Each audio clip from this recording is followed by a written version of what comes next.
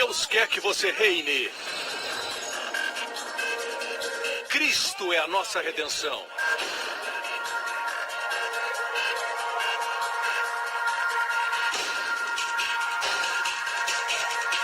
Deus é justo e faz o pecador justo.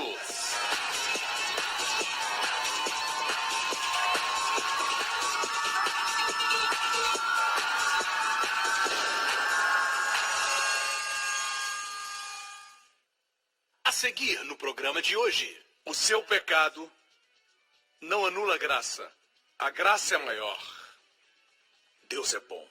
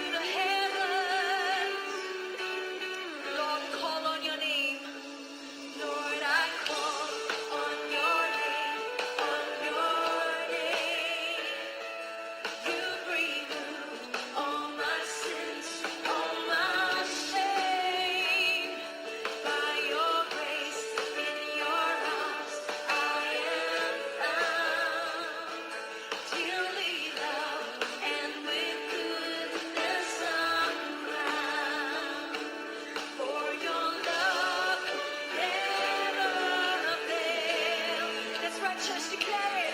Your love will never fail. Now and evermore I say, you are my righteousness. My life is in your hands, in your hands. Now and evermore I say, I am forgiven much. Your mercy knows no end, knows no end.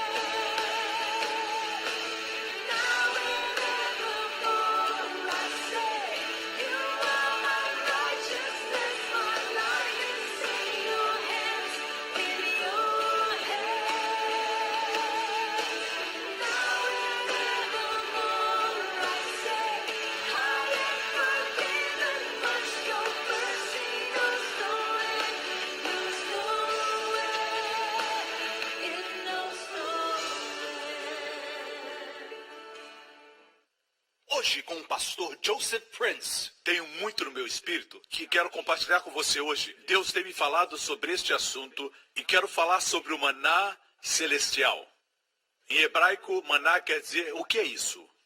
E a palavra manhu em hebraico, o que é isso? O que é isso? A Bíblia diz em Êxodo 16, versículo 11, e o Senhor disse a Moisés, ouvi as queixas dos israelitas, responda-lhes que ao pôr do sol vocês comerão carne, e ao amanhecer se fartarão de pão, e saberão que eu sou o Senhor Deus. Ao final da tarde apareceram codornizes que cobriram o lugar onde estavam acampados. Ao amanhecer havia uma camada de orvalho ao redor do acampamento. Verso 14. Depois que o orvalho secou, flocos finos semelhantes à geada estavam sobre a superfície do deserto. Em outra versão diz uma coisa miúda e redonda. Quando os israelitas viram aquilo, começaram a perguntar uns aos outros, Manhu, Manhu, o que é isso? Pois não sabiam do que se tratava. Disse-lhes Moisés, este é o pão que o Senhor lhes deu para comer. Eu quero falar sobre o maná celestial. Tenho falado sobre este assunto, mas o que vou falar é extraordinário, porque como disse, Deus tem falado comigo. Deus falou comigo e comecei a estudar sobre o assunto do maná. Recentemente Deus disse que todos os dias o diabo tem propósitos, planos contra você. Todo projeto que o inimigo tem contra você, tudo que o inimigo planeje contra você, eu digo a você, nunca pega Deus de surpresa. Certo? Seja qual for a tribulação, qual a luta que você tem durante o dia, não surpreende a Deus. E Deus disse para mim, eu coloquei toda a sua vitória, todas as provisões, todos os suprimentos, toda a graça no maná diário. Tudo que você precisa para aquele dia está no maná, que você recebe pela manhã. E nesse maná, apesar de pequeno, contém todos os suprimentos, todas as provisões, toda a graça que necessita para aquele dia. E o maná é somente para um dia. Não pode ser guardado para amanhã. Alguns guardaram o maná para o dia seguinte, Deus disse, não guardem o maná para o dia seguinte. Alguns guardaram e criou bicho e começou a cheirar mal. O que é o maná? Vamos explicar o que é. O maná é nosso pão diário, que é a palavra de Deus que vem a nós. Vem a nós em pedaços pequenos. Deus não faz cair toda a sua sabedoria, que é muito concentrada para você receber. Ele dá a sua sabedoria em forma de maná. Uma coisa miúda, redonda, uma coisa miúda, redonda, algo muito interessante. Depois falamos dessa coisa redonda e pequena. Mas leiamos João capítulo 6. Digo-lhes a verdade, não foi Moisés quem lhes deu o pão do céu, mas é meu Pai quem lhes dá o verdadeiro pão do céu. Pois o pão de Deus é aquele que desceu do céu e dá vida ao mundo. Ele não veio para dar leis, veio para dar vida. Disseram eles, Senhor, dá-nos sempre desse pão. Parecem singapurianos. Então Jesus declarou, eu sou o pão da vida. Aquele que vem a mim nunca terá fome. Aquele que crê em mim nunca terá sede. Assim Jesus é o pão da vida, o verdadeiro maná, o verdadeiro pão que vem do céu. Pode ser um amém? Assim, essa palavra de Deus que recebemos todo dia, não é somente a palavra de Theos, Deus, é a palavra de Cristo, que é Christos. Muitos dizem, a fé vem pelo ouvir a palavra de Deus. Mas, na verdade, no original grego diz, a fé vem pelo ouvir a palavra de Cristo. Remato Christos, não remato Theos. É a palavra sobre Cristo, a revelação de Jesus Cristo, da pessoa de Jesus. Sempre que escuto uma pregação, ela é maná dos céus. E nesse maná está toda a graça, vitória, poder que você necessita. Amém, igreja? Voltemos a Êxodo 16, verso 31. Diz aqui que o maná era como semente de coentro branco, e o seu sabor era como bolos de mel. Vou repetir.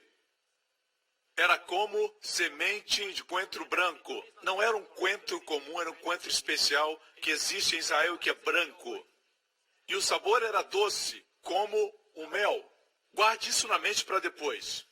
E a Bíblia diz que todos pegavam de acordo com as suas necessidades. Alguns precisavam mais do que outros. Por isso, para alguns, o suprimento diário eram 4 refeições.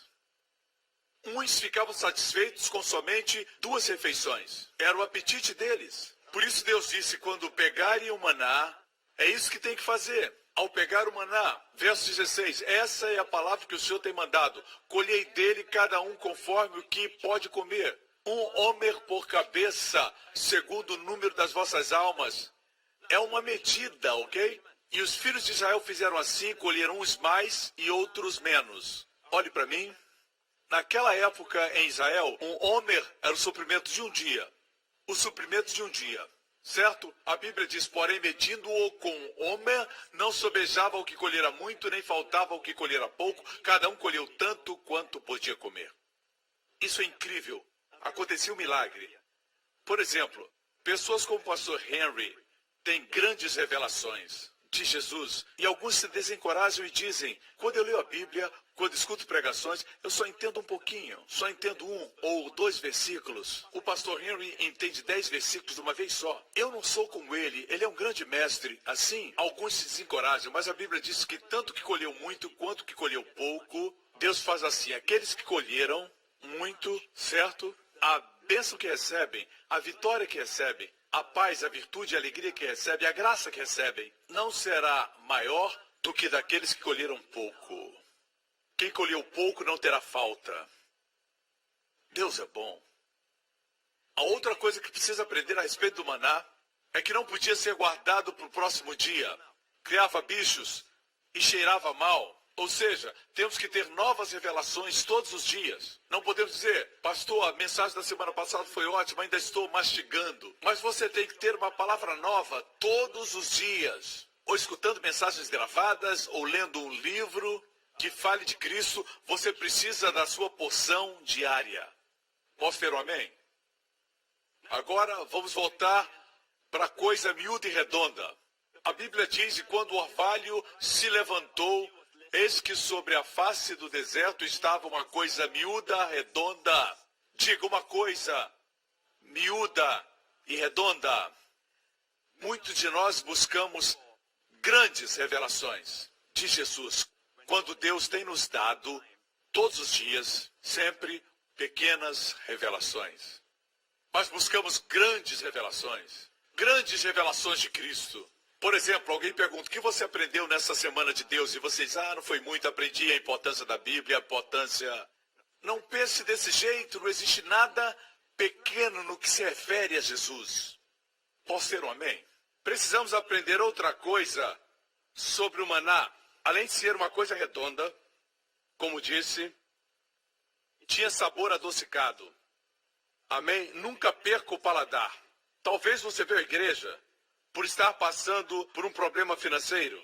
Ou talvez veio porque tinha uma enfermidade no seu corpo. Ou talvez você tinha um problema no seu casamento. Mas quando veio, A mensagem não falava das suas necessidades, mas sobre Jesus, a palavra de Cristo. Mas à medida que ouviu, subitamente, algo doce foi liberado dentro de você. Nunca perca essa doçura. Porque quando isso acontece, é triste. O que aconteceu pode acontecer com qualquer um de nós, se não cuidarmos. Depois de Deus dar o maná, um pouco depois, o povo murmurou contra o maná. Um bando de estrangeiros murmurou, Números 11. Um bando de estrangeiros que havia no meio deles encheu-se de gula. Eram estrangeiros, não eram judeus puros. Era como meio chinês, meio indiano. Estou brincando comigo mesmo. Eu sou nova criatura. Estrangeiros que se juntaram aos judeus quando eles saíram do Egito naquela noite. Foram para a casa dos judeus para escaparem do anjo da morte. Muitos vieram com eles, e eles eram aqueles que tinham gula. E influenciaram Israel. Eles se encheram de gula e disseram, se tivéssemos carne para comer. Nós nos lembramos dos peixes que comíamos de graça no Egito. Também dos pepinos, das melancias, dos alhos porós. Mas agora perdemos o apetite. Nunca vemos nada a não ser esse maná. Que coisa triste falaram. Que coisa horrível que eles disseram. Não vemos nada, somente o maná. Tem pessoas que vêm aqui à igreja e são assim. Elas dizem, o pastor só prega sobre Jesus, só sobre Jesus, só sobre Jesus. No maná também está o poder de adquirir riquezas. Vejamos o contexto. Deuteronômio 8, versículo 18. Mas lembrem-se do Senhor, do seu Deus, pois Ele é que lhes dá a capacidade de produzir riqueza, confirmando a aliança que jurou aos seus antepassados, conforme hoje se vê. Deus dá a capacidade de produzir riqueza. Deus não lhe dá riqueza, Ele dá a capacidade de produzir. E no hebraico a palavra produzir é criar. Produzir, criar riqueza. Amém? Deus lhes dá a capacidade de produzir riqueza. E qual o propósito da riqueza na nossa vida? Para nós gastarmos nos nossos prazeres e bem-estar. É só para isso? Não. É para confirmar a aliança. Diga aliança. A aliança que jurou os seus antepassados. Fala da aliança abraâmica. Não a aliança da lei, não a aliança do Sinai, não é sobre isso que fala. Mas a aliança da graça que fez com os antepassados, Abraão, Isaque e Jacó, que viveram mais de 400 anos antes da lei. Ele prometeu que qualquer um que quer confirmar a aliança da graça, a aliança de Abraão, ele dá a capacidade de produzir riquezas. A capacidade de produzir riquezas não é para aqueles que querem confirmar a lei do Sinai. Somente a aliança abraâmica. Então o que acontece? Vejamos o contexto. Ele lhes dá a capacidade, diga capacidade. Diga, é Ele que dá. Mas o contexto diz que a única coisa que Ele deu está registrada no versículo 16. E o sustentou no deserto com... A única coisa dada aqui no contexto é o maná. E depois diz, Ele lhes dá a capacidade. No maná está a capacidade de produzir riquezas. Deixe-me concluir. Uma das coisas mais tristes, como mencionei, Números 11, murmuraram, certo? Mas agora perdemos o apetite, nunca vemos nada, a não ser esse maná. Quando disseram isso, o maná mudou. Agora, o maná era como semente de coentro e sua aparência era a aparência de resina. Quando Deus deu o maná, a cor era branca. Agora tinha cor de resina, era bege. Jesus não era mais puro aos olhos deles. Não era mais branco. Porque eles tinham mudado. E até o maná mudou. Você viu? O versículo seguinte diz, o povo saía recolhendo o maná nas redondezas e o moía no moinho manual e depois cozinhava o maná e fazia bolos que tinham gosto de bolo amassado com azeite de oliva. Você já comeu um biscoito feito somente com óleo? Não tem sabor. O maná anteriormente era adocicado. como mel. Perdeu o sabor e eles moíam no moinho ou socavam num pilão para ter outro gosto. Esse moer e esse socar simboliza o esforço humano. Buscam na palavra de Deus e não estão satisfeitos com aquilo que Deus dá de forma livre e de forma abençoada. Eles se esforçam para ter revelação e procuram conhecimento nessa área, naquela, em finanças, naquele outro assunto, quando Deus quer nos dar sua palavra livremente. Para eles, Cristo perde. Na verdade, Cristo nunca perde sua doçura. Nós é que perdemos. Uma das coisas mais tocantes que li foi isso. Em Números 11, versículo 4, eles murmuraram e reclamaram. E no versículo 6 disseram, nunca vemos nada a não ser este maná. Veja agora o versículo 9. Quando o orvalho caía sobre o acampamento à noite, também caía o maná. Quando o orvalho caía no acampamento, também caía o maná. Deus continuou dando o maná. O seu pecado não anula a graça. A graça é maior. À noite, quando os murmuradores dormiam, gotas de misericórdia caíam sobre o acampamento. A fidelidade de Deus, sua vitória, sua provisão, o poder para enriquecer, caía sobre eles. Amém? Deus é bom. Diz que a noite caía. Diga a noite. A noite é o momento mais escuro da vida de alguém. No momento mais escuro da vida daqueles murmuradores, Deus lhes deu o maná. Mais um princípio. Quando Deus deu o maná em Êxodo 16, o último versículo, versículo de número 36, diz as seguintes palavras. Um homer é a 10ª parte do efa. Efa não é o nome da sogra de alguém. O que é o efa? Efa é o suprimento para 10 dias. Assim, o homer é 1/10, o suprimento de um dia, ok? 1/10 pertence a Deus. Lembre-se sempre, seja o que for, 1/10 pertence a Deus. Por isso, os 10 mandamentos pertencem a Deus. Não é para o homem, somente Deus pode guardar. É um padrão de Deus, pertence à sua natureza. Está entendendo? O homem não pode se apropriar e agir como se fosse Deus. O homem precisa que Deus seja o Salvador, não um exemplo para ser seguido, baseado na sua força. Você me escuta? Ok? Agora, em todas as coisas, a 10ª parte pertence a Deus, é como o princípio da batalha. Nas batalhas, Deus não quer que você lute. Davi conhecia esse segredo, por isso foi vitorioso. Quando enfrentou Golias, foi isso que ele citou para Golias. A batalha pertence ao Senhor. Quer dizer, a batalha pertence ao Senhor. Deus não disse que a batalha pertence a você. Nas batalhas diárias não tem o direito de lutar. A batalha não é sua. É do Senhor. Mas a vitória é sua. Quando enfrentar uma batalha, diga, a batalha é do Senhor. Deus gosta disso. Amém? Assim abre espaço para a sua onipotência se manifestar. Amém? A 10ª parte pertence ao Senhor. Existe um princípio na Bíblia chamado primícias. É um termo bíblico, em Romanos 11. E se as primícias são santas, também a massa o é.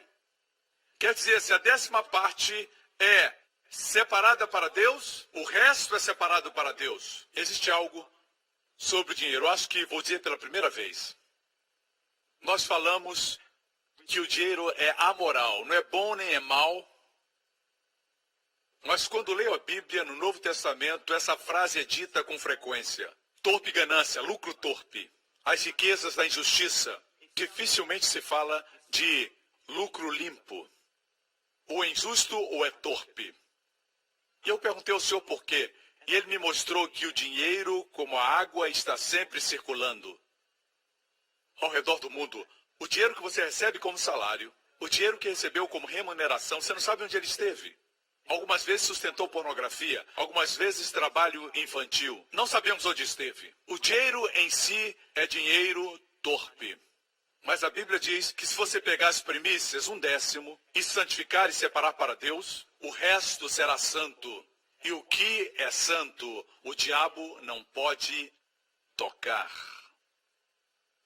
O diabo só pode tocar o que é sujo, o que é impuro, o que é imundo. É por isso que quando você não separa o seu dízimo, você descobre que os 100% que você guarda, parece que é guardado em sacos furados. Mas aqueles que dão o dízimo para o Senhor, os 90% duram.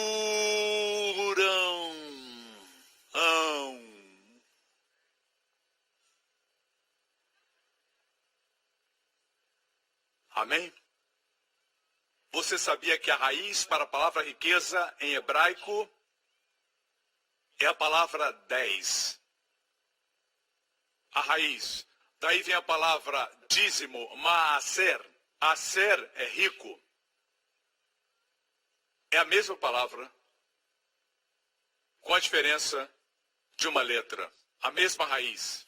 Riqueza vem da palavra 10. Você aprendeu o princípio. Use-o. Você diz, não tenho tempo. 24 horas são dados para todo menino, menina, homem e mulher. Pegue 2 horas e 40 minutos e dê para Deus. E o que acontece? Seu tempo rende. Não fique preocupado com o tempo. Eles tinham que pegar o maná bem cedo de manhã. Não pense 5 da manhã. O meu mais cedo é a 1 da manhã. Você diz, pastor, o senhor dorme muito tarde? O senhor não acorda cedo para coletar o maná? Eu acordo mais cedo, 1, 2, 3 da manhã. Não vamos levar ao pé da letra cedo de manhã. Cedo de manhã significa que deve ser a sua mais importante prioridade. Quando você busca primeiro o maná, busca primeiro o reino de Deus, alegria, paz. E o que acontece? Recebe toda a vitória, toda a provisão, todo o suprimento e todo o poder para aquele dia. Obrigado por sintonizar no programa de hoje. Esperamos que tenha sido uma bênção para a sua vida. Para mais informações sobre o programa da Igreja New Creation, acesse o site ncctv.org.sg. Lá você poderá se inscrever para receber um devocional diário do pastor Joseph Prince. Seja incentivado e fortalecido todos os dias e saiba o quanto Deus lhe ama através desses devocionais. Acreditamos que seu dízimo pertence à igreja que você frequenta e oramos para que você seja grandemente abençoado, altamente favorecido e profundamente amado.